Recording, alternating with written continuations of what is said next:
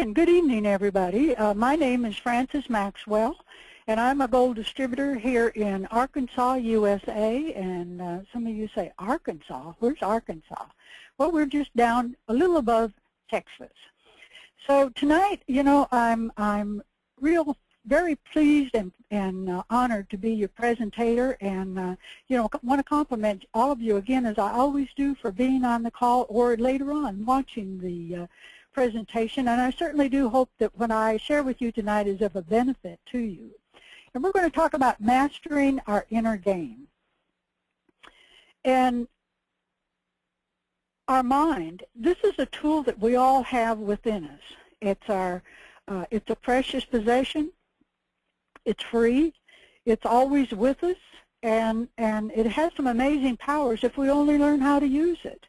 And we live in two worlds simultaneously. You know, our mind is our inner world that consists of our thoughts, emotions, fears, hopes, happiness, self-confidence, and desires. So remember, the world within creates our world without. And our outer world consists of our current situations and the things that are happening around us. And this is where we live, work, play, and interact with people. And the outer world consists of the things that we have in our lives, and also these are the things frequently that we want to change or desire to change, and sometimes we need to change if we identify it. So the world within creates our outer world. Everything we find in our world has been created by us in our inner mind. And our inner world, our mind, and it's always with you. You don't have to acquire it. You already possess it. Guess what? It's free. And you are the only person in your mind. And we have one mind, but we have two distinct characteristic functions of our mind, the conscious and the subconscious. And we're going to speak about some of the attributes of our conscious mind. You know, I was always shocked when I found that we only used 3 to 5% of our mental life is conscious. You know, we can develop that by different means that I'm going to share with you, and use more of the conscious mind. And the conscious mind uses logic and reasoning powers. It's able to discriminate between right and wrong. And, you know, it's able to analyze thought and external data that it receives, and forms beliefs based on that data. The beliefs that we choose to hold about what is true or untrue will always align and harmonize perfectly with what you're receiving and experiencing in life. And that's what, you know, we send to our subconscious mind. So that's what we're going to get if that's what we're sending to our mind. And what we habitually think about every day and expose ourselves to will eventually, you know, with repetition, sink into our subconscious mind. And the conscious mind determines what's true and untrue based on its previously established beliefs. And a thing doesn't have to be true for you to believe it's true. You know, we have a lot of misconceptions in our mind that we live with every day. So it's merely the belief that something is true, and the subconscious mind will go to work then and create that in your life. And through it, you reach your subconscious mind, and it's a gatekeeper to your subconscious mind, because every thought is received by the conscious mind, and it's there that it's subjected to, again, to that logic and reasoning power, and by choice. If the conscious mind is satisfied that this thought is true, it sends us to the subconscious mind, even though it may not be true. And if somebody tries to present you with a belief that doesn't match your belief system, then the conscious mind will filter it or block it out. And you know, this is sort of a safety measure, because, you know, we think so many thoughts during the day that, you know, there's thousands of them per minute that we're barraged with. And if the conscious mind didn't filter them out and protect us, we would go insane. And the subconscious mind, you know, it protects the subconscious mind from the false impressions and beliefs. But the bad side, or the disadvantage of this, is that sometimes it filters out some of the thoughts that would change some of the wrong thoughts that we have, the false thoughts that we have. But we have to learn how to stop that filtering system to let those thoughts in. And the conscious mind controls all of our voluntary muscles. You know, it just sends the muscle a message through the muscles, tendons, and nerves and whatnot to move that area of your body. It also uses your 5 senses to accept or reject information. You know, it will recall how something felt, how it smelled, what it looked like, how it tasted, or how it sounded when you receive this information. Also plans things for you. You know, I think about the Chicago event that I was privileged to go to this past weekend, and I think about when I first heard about it, I thought, gee, that would be interesting to go to. And then, you know, when it was more planning was done, was asked to be one of the speakers, and I think, well, gee, I need a plane ticket. I wonder how long I'm going to stay. Well, you know, am I going to need to buy, you know, right away, things kicked in. You know, you started to thinking about the things that you needed to purchase and things you needed to check on. So, you know, your mind, conscious mind takes care of that for you. And also it shuts down when you sleep. You know, it needs rest. And this is a good point, too, because we're going to see how the subconscious mind can take advantage of that. Now, the subconscious mind has many more attributes than the conscious mind does, and we see that 95 to 97% of our mental life is subconscious.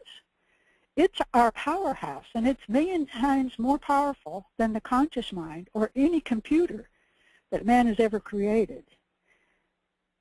Everything that you have ever heard, seen, read, smelled, felt, experienced, every event in your life from the day one, from the very day that you were born till now, is stored in your subconscious mind. And this is where our innermost fears, beliefs, and opinions are stored. And we aren't always aware of what's in our subconscious mind, what we have stored there. It is subjective and responsive to the conscious mind. It doesn't determine what the conscious mind senses, if it's right or wrong. And it gathers information through emotional input.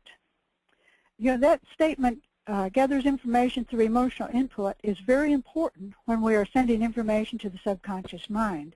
Our subconscious mind will work faster on an item or a request that we send to it if we attach emotion to it. And as it receives this information, it stores it and goes to work to attract, create, or bring into your physical world what you come to know as your truth or reality based on your individually held beliefs and perceptions.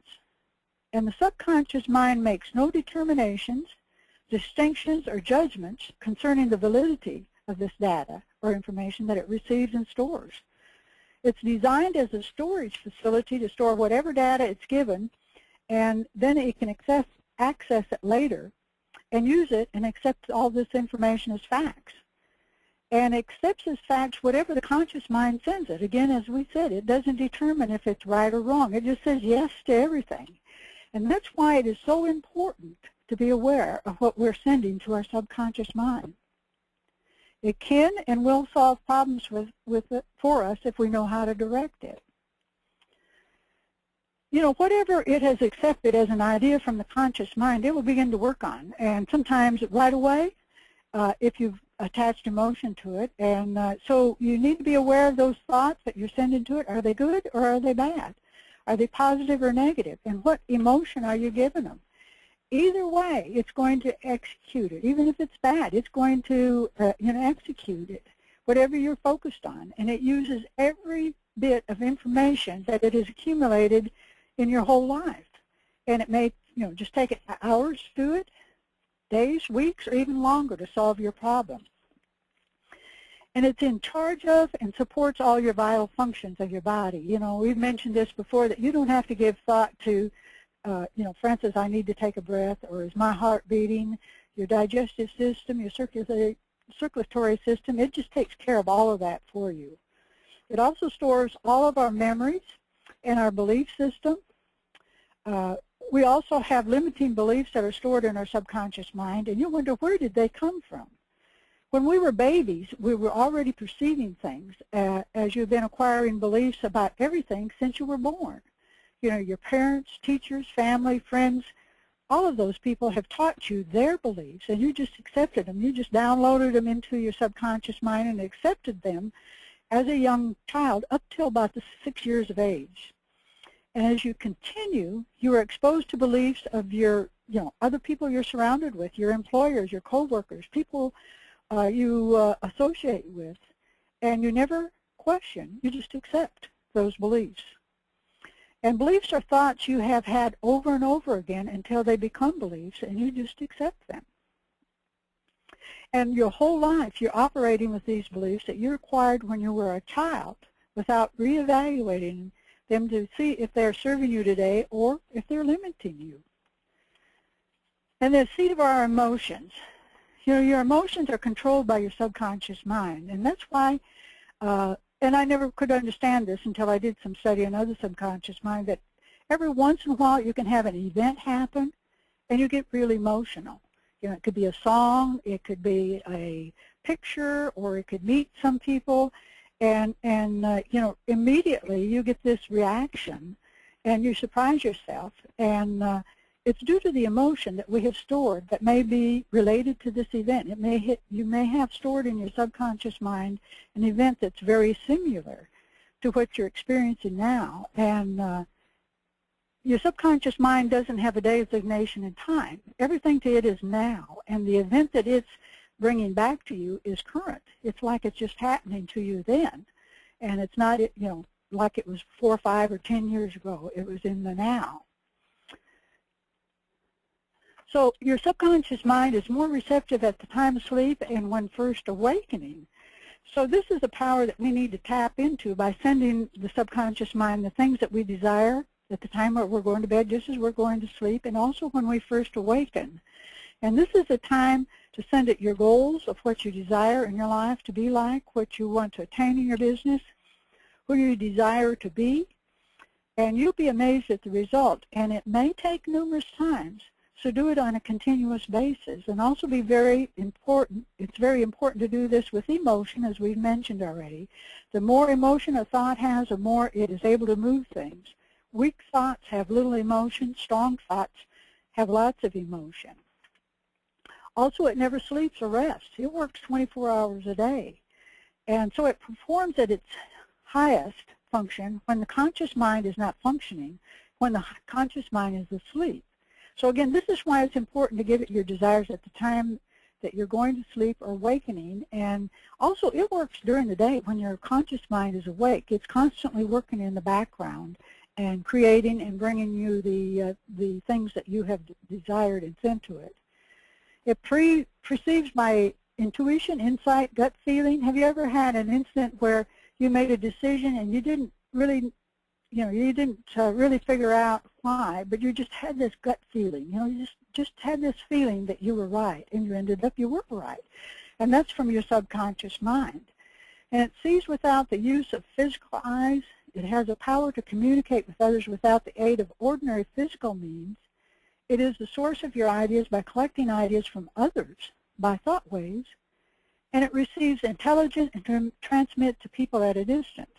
You know, I have had this happen to me many times, of thinking about a person, and in a short time that person calls. This happens frequently with Joe and I, and you know, I would be sitting there thinking, I need to call Joe. And then I'd get distracted. In probably 10, 15 minutes, Joe would call me. And he said he just had a strong urge to call me. So, you know, you have to remember that your thoughts are alive. They are energy. They vibrate. So they're able to travel to other places and to people.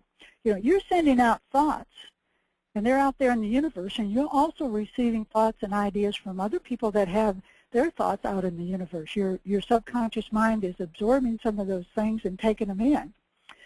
So just check out the law of vibration and attraction. And there's ways that you can take advantage of this power. And that's being aware. Being aware of our thoughts and our beliefs. And I'd like to share with you some of the beliefs that I had that I was able to identify and to change them. And the first one was my opinion. You know, and I was able to identify this by meditation and visualization.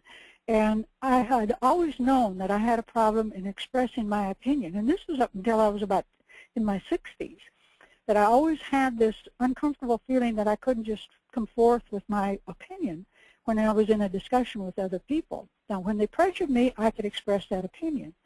And when I got in my 60s, I decided I wanted to see if I could find out why. So I did some meditation and visualization, was able to visualize myself as a small child, about 4 or 5 years old, and my father was out in the yard talking to another adult, and I wanted to say something in their conversation. So I tugged on my father's pant leg, and he said, "Shush, this is adult talk." And my 4 to 5-year-old mind perceived that to mean that adults did not want to hear my opinion. And I lived with that belief for over 60 years.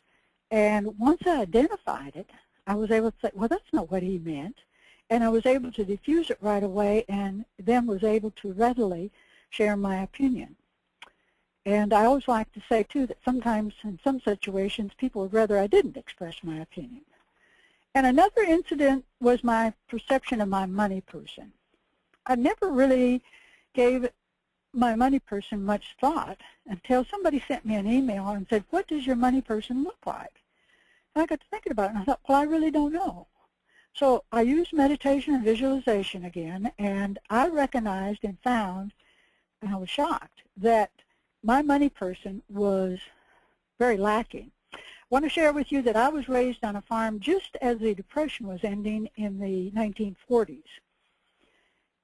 And I saw my money person as a tall, slim man in bibbed overalls, a frown on his face. His hands were in a fist and in his pocket. And when I asked for money, he would say, "No, no, no, no, be very careful how you spend your money. There are some things you can't have because they cost too much, and just spend your money on the things that you need."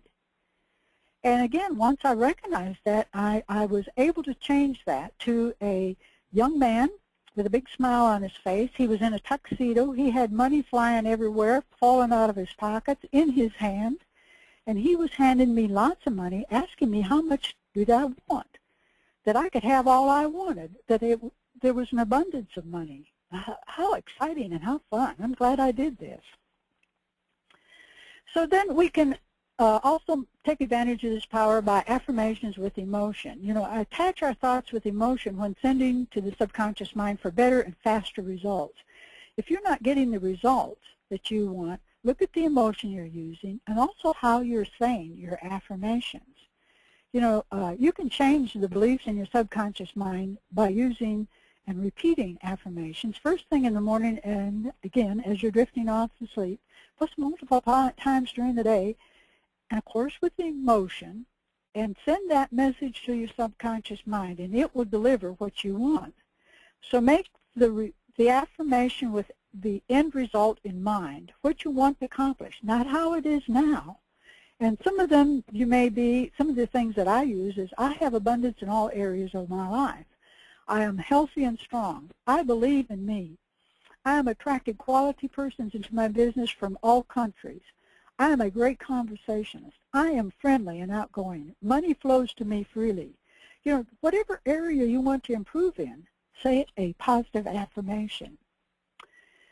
And then you can use visualization. And I have touched on visualization a couple of times, but I have another one that I want to use, another personal experience. And for some time, you know, on my goal sheet, I had a certain car that I was visualizing, and I also used a vision board for it, but it just wasn't coming. And I was thinking about it, you know, the first of the year, and I was thinking, well, Frances, that's not really what you want. You know, you've always driven a Honda, love the Honda car, I've driven one for over 30 years. Why are you wanting a BMW? You want a Honda.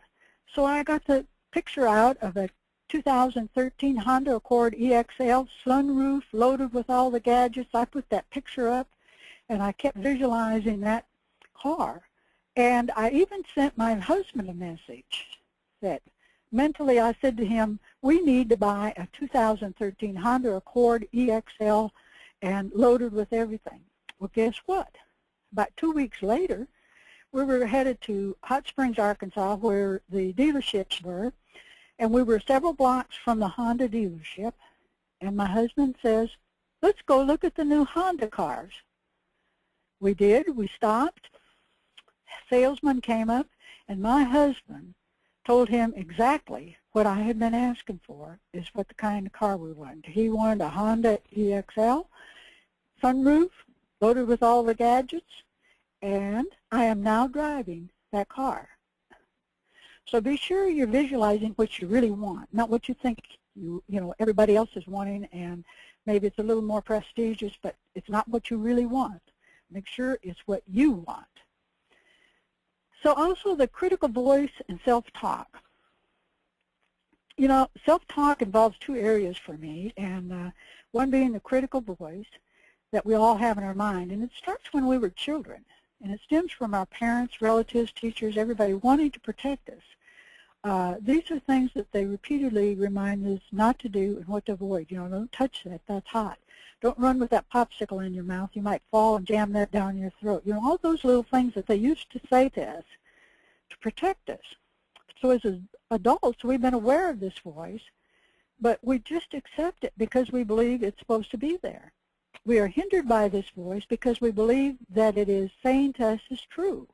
We don't recognize that it hinders our self-development, and we're mistaking it for all-knowing mothering that we're accustomed to, but it's one of the main reasons for our failure and lack of success. It knows all about your mistakes, and it certainly will remind you of it. What my voice has said to me in the past is if they really knew you, they wouldn't want to have anything to do with you. So what is your critical voice saying to you? I identified mine, and now tell it, it's not true. I'm not listening to you, and I know the truth about me, that I'm a quality person, so just don't talk to me about that. Then self-talk. This is about how you talk to yourself. Remember at the beginning of the presentation I said that you were the only person in your mind? So what are you saying to yourself? Are they positive or negative things?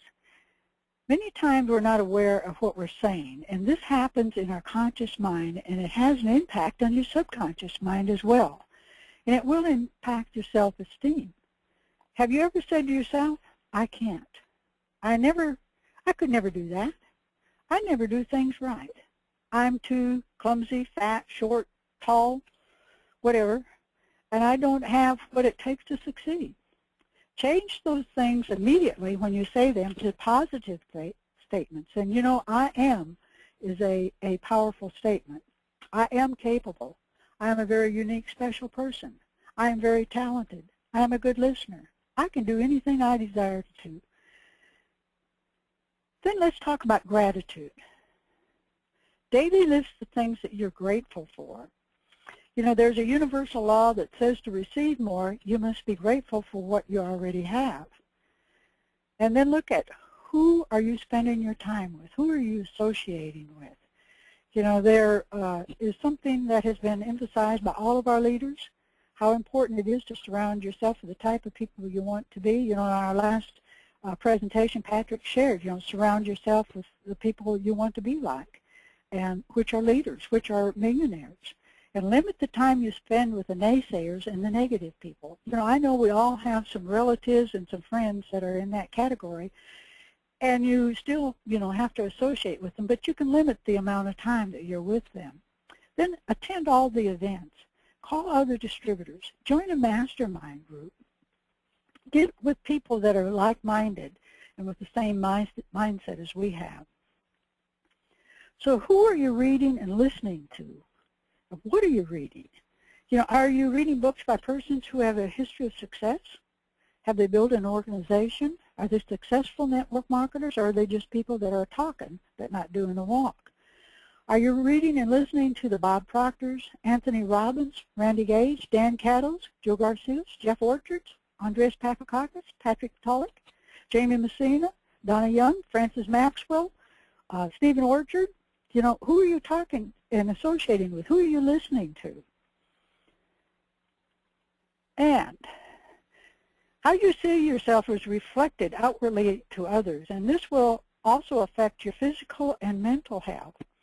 Remember, you have choices, and you can make changes in your subconscious mind that will lead to success financially and in your personal, mental, and physical health, just becoming a better person in all areas. So remember, use these tools to unleash that power that you have within you, that powerful subconscious mind, and become unstoppable. So once again, I want to thank everybody for your attention, and I'm going to say goodnight and bye-bye.